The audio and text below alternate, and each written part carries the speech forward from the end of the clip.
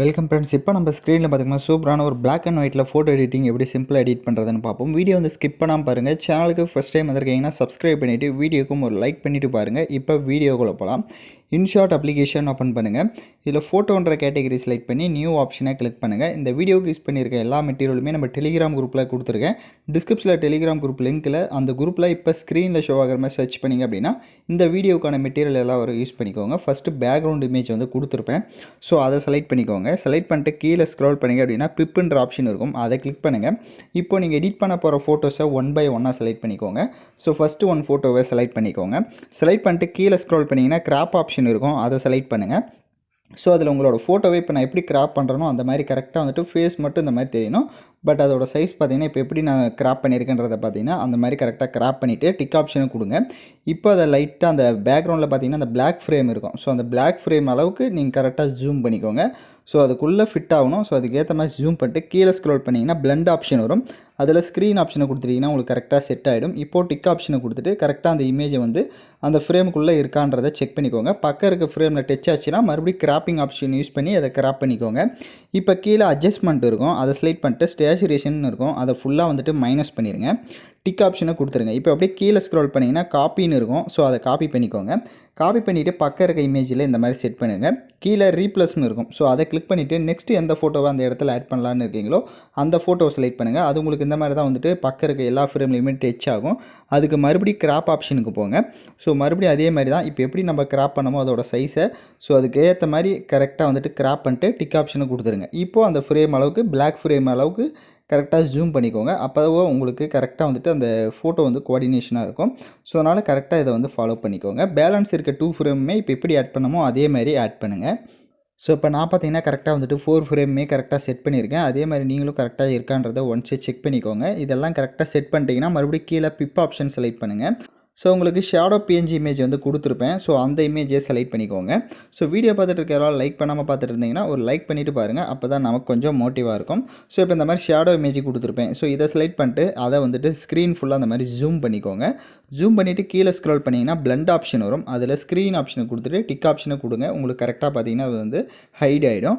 இப்போ மறுபடியும் கீழே வந்துடுங்க. கீழே அந்த பிப் ஆப்ஷனை செலக்ட் பண்ணுங்கள். ஸோ உங்களுக்கு ஃப்ளவர் பிஎன்ஜி இமேஜ் வந்து கொடுத்துருப்பேன். ஸோ அந்த இமேஜை செலக்ட் பண்ணிக்கோங்க.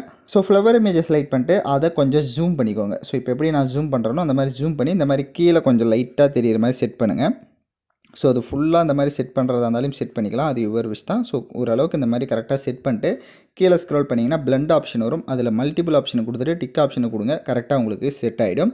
இப்போது மறுபடியும் கீழே பிப் ஆப்ஷன் செலக்ட் பண்ணுங்கள். இப்போ ஃபோட்டோஸ் வந்து பேக்ரவுண்ட் எரேஸ் பண்ண ஃபோட்டோவாக இருக்கணும். உங்களுக்கு ஃபோட்டோ பேக்ரவுண்ட் எரேஸ் பண்ண தெரியல அப்படின்னா டிஸ்கிரிப்ஷனில் வீடியோ லிங்க் கொடுத்துருக்கேன். அந்த வீடியோ பார்த்து நீங்கள் உங்கள் ஃபோட்டோவை பேக்ரவுண்ட் எரேஸ் பண்ணிக்கோங்க. இப்போ நான் ஆல்ரெடி எரேஸ் பண்ணி வச்சுருக்க ஃபோட்டோவை செலக்ட் பண்ணிக்கிறேன். ஸோ இப்போ ஃபோட்டோவை செலக்ட் பண்ண வாட்டி அந்த ஃபோட்டோஸை உங்களுக்கு தேவையான அளவுக்கு ஜூம் பண்ணிவிட்டு கரெக்டாக கீழே பார்த்தீங்கன்னா ஸ்பேஸ் இருக்கும்.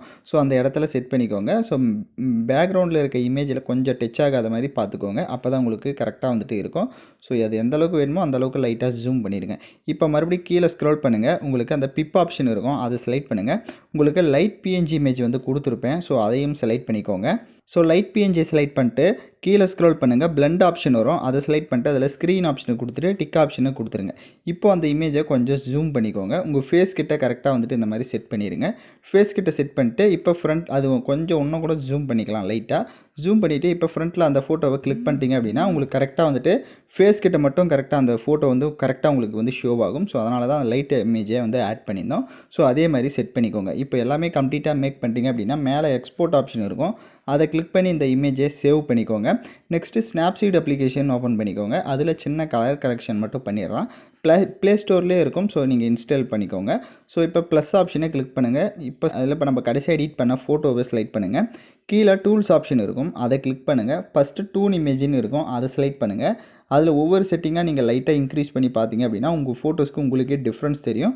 ஸோ உங்களுக்கு ஏற்ற மாதிரி கரெக்டாக வந்துட்டு அலைன்மெண்ட் பண்ணிக்கோங்க. அதில் ஃபேஸுக்கு அதாவது பிரைட்னஸ்ஸு, ஸ்டேச்சுரேஷன், கான்ட்ராஸ்ட்டு இதெல்லாம் கரெக்டாக பார்த்துட்டு டிக் ஆப்ஷனை கொடுத்துருங்க. மறுபடியும் கீழே டூல்ஸ் என்ற ஆப்ஷன் இருக்கும், அதை செலக்ட் பண்ணுங்கள். அதில் செலக்டிவ்னு ஒரு ஆப்ஷன் இருக்கும், அதை கிளிக் பண்ணிவிட்டு உங்கள் ஃபேஸ் கிட்ட இந்த மாதிரி செட் பண்ணுங்கள். ரொம்ப லோவாக இருந்தால் அந்த ஃபேஸ் கிட்ட செட் பண்ணிட்டு லைட்டாக பிரைட்னஸ் பண்ணிங்க அப்படின்னா உங்கள் ஃபேஸ் மட்டும் கரெக்டாக வந்துட்டு பிரைட் ஆகும். ஸோ அந்த மாதிரி உங்களுக்கு எந்தெந்த இடம்லாம் பிரைட் வேணுமோ அதை கீழே ப்ளஸ் ஆப்ஷனை கிளிக் பண்ணிட்டு லைட்டாக இன்க்ரீஸ் பண்ணிங்க அப்படின்னா உங்களுக்கு கரெக்டாக அது வந்து இன்க்ரீஸ் ஆகிடும். இப்போது டிக் ஆப்ஷனை கொடுத்துருங்க. மறுபடியும் கீழே அந்த டூல்ஸ் ஆப்ஷனை செலக்ட் பண்ணுங்கள். டீட்டெயில்னு இருக்கும். ஸோ அதை கிளிக் பண்ணுங்கள். அதை டீட்டெயிலை லைட்டாக இன்க்ரீஸ் பண்ணிங்கன்னா உங்கள் ஃபோட்டோ வந்து ஷார்ப் ஆகும். எந்த அளவுக்கு ஷார்ப்னஸ் வேணுமோ அதை இன்க்ரீஸ் பண்ணிட்டு மறுபடியும் டிக் ஆப்ஷனை கொடுத்துருங்க. இப்போ ஃபோட்டோவை லாங் ப்ரெஸ் பண்ணி பாருங்கள். ஃபஸ்ட்டு இருந்ததுக்கும் இப்போ இருக்கிறதுக்கும் உங்களுக்கு நல்லாவே டிஃப்ரென்ஸ் தெரியும். ஸோ நான் சொன்ன ஸ்டெப்பை கரெக்டாக ஃபாலோ பண்ணிக்கோங்க. கீழே எக்ஸ்போர்ட் ஆப்ஷன் இருக்கும். அதை கிளிக் பண்ணி சேவ் பண்ணிக்கோங்க. அவ்வளோதான். நம்ம சொன்ன ஸ்டெப்பை கரெக்டாக ஃபாலோ பண்ணிங்க அப்படின்னா நீங்களும் இந்த மாதிரி சூப்பரான ஒரு ஃபோட்டோ எடிட்டிங்கை சிம்பிளாக எடிட் பண்ணலாம். ஸோ யாரெல்லாம் கரெக்டாக எடிட் பண்ணீங்களோ கமெண்ட் பண்ணுங்கள். ஸோ இது உங்களுக்கு எதுவும் எடிட் பண்ண தெரியல அப்படின்னா ஃபோட்டோவை அதாவது வீடியோவை ரிவைண்ட் பண்ணி பார்த்து கூட எடிட் பண்ணுங்கள். ஸோ தேங்க்யூ ஃபார் வாட்சிங் திஸ் வீடியோ.